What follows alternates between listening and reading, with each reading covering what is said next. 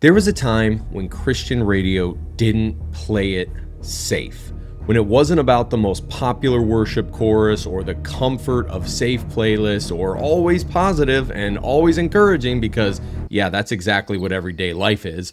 I remember growing up hearing songs that had grit, songs that were alternative and bold, and they felt like that they were actually reaching out. But over the years, something changed. Way FM, once a pioneer in Christian alternative and teen-friendly music, shifted. And in that shift, many feel that it abandoned its core audience. This is the sad story of Way FM, the radio station that seemingly ignored and abandoned the core audience that they sought to reach, and what that means for Christian artists, listeners, and even the church. Hello, my name is Tim Perko, and you are watching an IBNW News Deep Dive, where today we will be discussing the sad story of Way FM.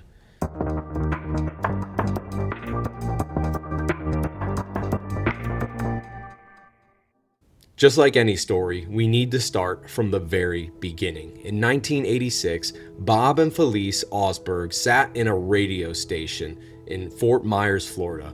Madonna, Van Halen, Whitney Houston, Prince, secular radio ruled the airwaves. Christian radio, by contrast, was largely old hymns, preaching, and teaching content aimed towards a much older audience. Young Christians had absolutely no place on the dial for music that spoke to them.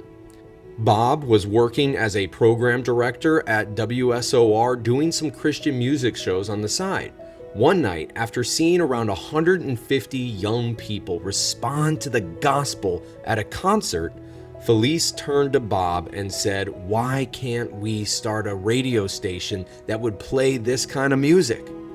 That very question was the seed that would grow into what we know today as Way FM. Bob and Felice would launch Way J in 1987 in Fort Myers, the very first station with a full top 40 and alternative Christian music format in the United States, which was designed to reach teens and young Christians who wanted something real, something loud, something raw, and something that actually met them where they were at. Through the 1990s and into the early 2000s, Way FM expanded. It added stations in key markets such as Portland, Nashville, West Palm Beach, and even Denver. Audiences now had access to Christian alternative, Christian rock, and even Christian rap music. Way FM became known for being different. Sadly, at some point in the late 2000s into the 2010s, Way FM began to shift. The format transformation was formalized officially in 2012 when Way FM publicly changed its format from Christian hit radio, which was oriented once again towards young Christian teens, to a Christian adult contemporary style, basically the same thing that you would hear on K-LOVE. The target demographic moved from roughly the ages of 18 to 34 now to a 25 to 54. Way FM made the claim that it was growing up with its audience, keeping pace with listeners who had basically matured. But to many, this seemed more like a sellout. And come on, let's be real. If your goal as a radio station is to grow with your audience, then at some point you're going to have to shut your radio station down because that original audience would end up being in their graves. Let's just call it what it is.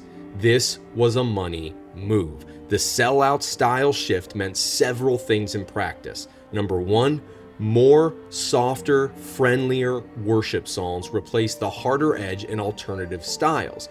DJs and hosts move away from being local DJs into a more national DJ-centric model. Once again, just like K-LOVE, this was less local flavor and more centralized playlists. Music that Christian teens once loved, such as Christian rock, punk, and alternative, saw less airtime.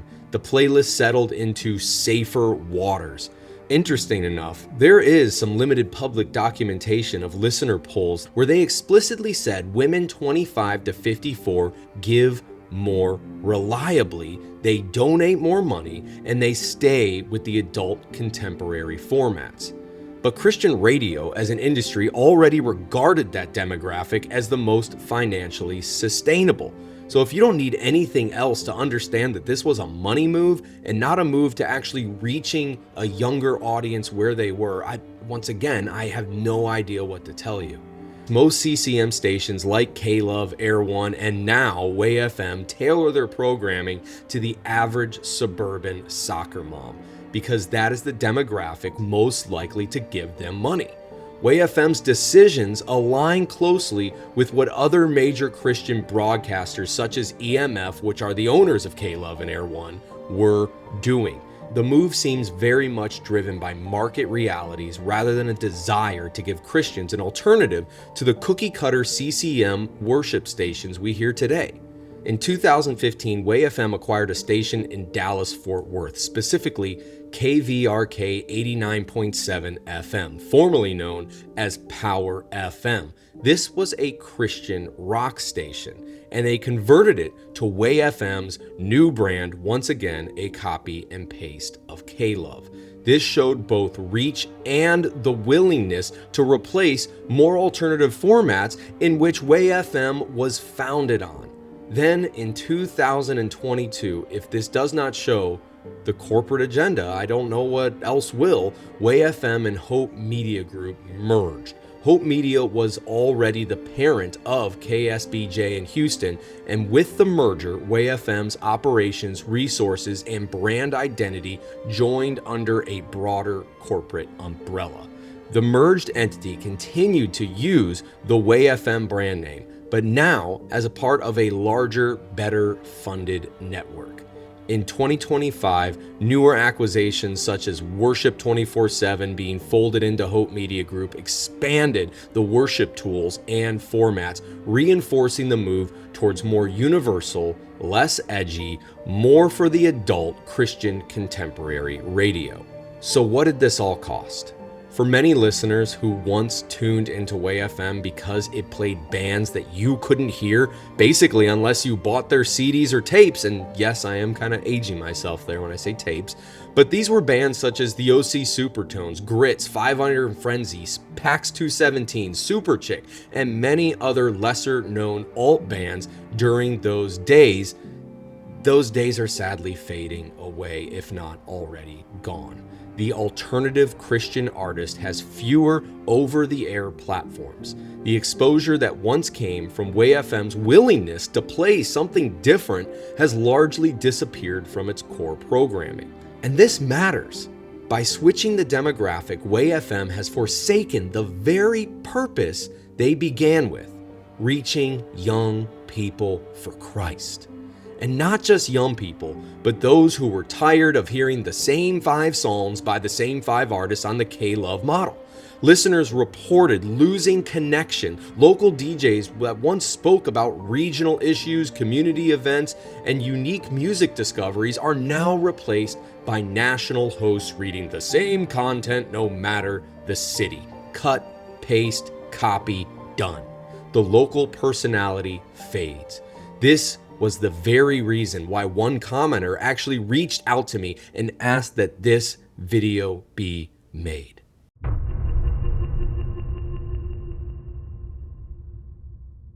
So let's compare. Educational Media Foundation, or EMF, which once again are the owners of K-LOVE and Air1, operate on a model that is almost fully national with centralized programming, playlists that are heavily focused on worship and pop CCM, and very, very minimal, if at all, local customization. Their narrative is consistency, safety, and donor appeal. That model has immense reach and financial stability. Way FM's shift mirrors much of that. The format change in 2012, the mergers, the move towards national hosts, all steps towards that EMF model of K-LOVE, which has seen nothing but rising numbers ever since its inception in 1982.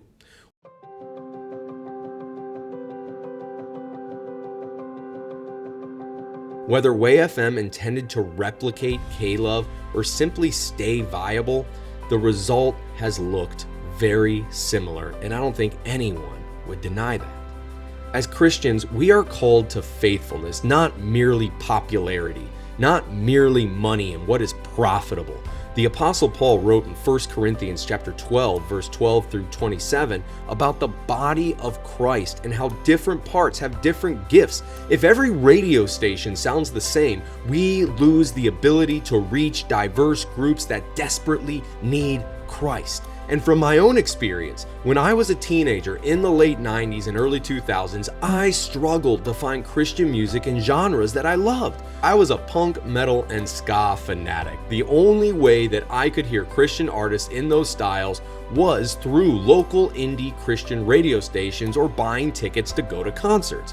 While some of the music was goofy and you can even say lacked theological depth, much of it met me as a Christian teen where I was, as it does for many Christian teens today, with very real and specific lyrics. It was raw and it was honest. It spoke to faith in the trenches, the very people, our young teenagers.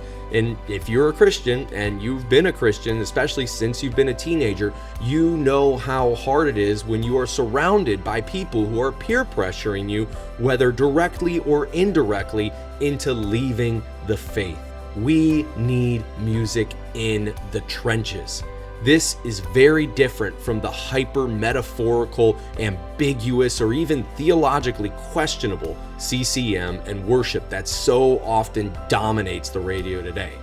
I'm not saying all the bands Way FM played were great. Actually, some of them weren't even Christian. Some fell short, just like some modern worship artists that you would hear on K-LOVE today. But the point is this: the industry abandoned a key demographic on the altar of business and money. Jesus warned in Matthew chapter 6, verse 24, that one cannot serve two masters.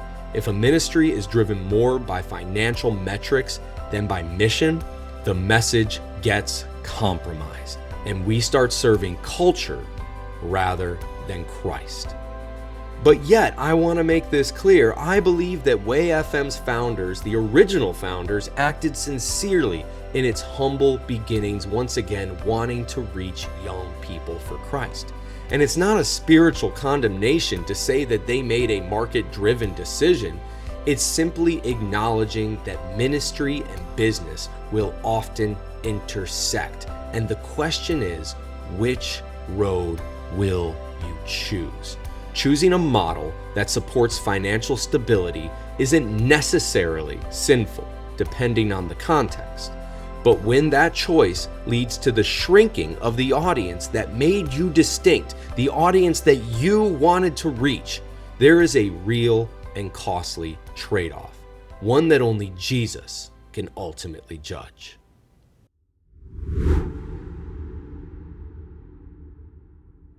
So where do we go from here? There is still hope.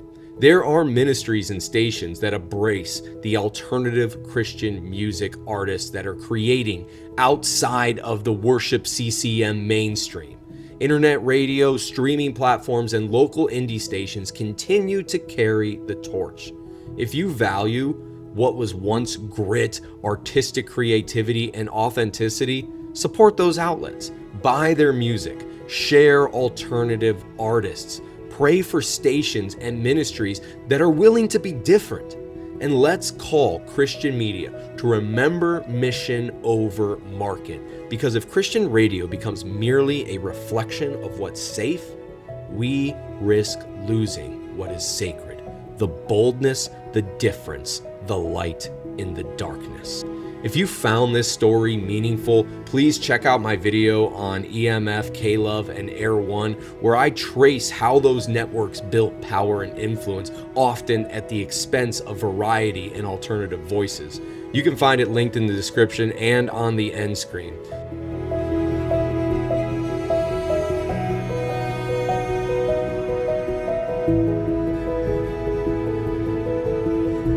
Let's go ahead and keep asking the hard questions. Let's hold Christian media accountable, because the gospel deserves not just to be liked, but to be heard and to change hearts.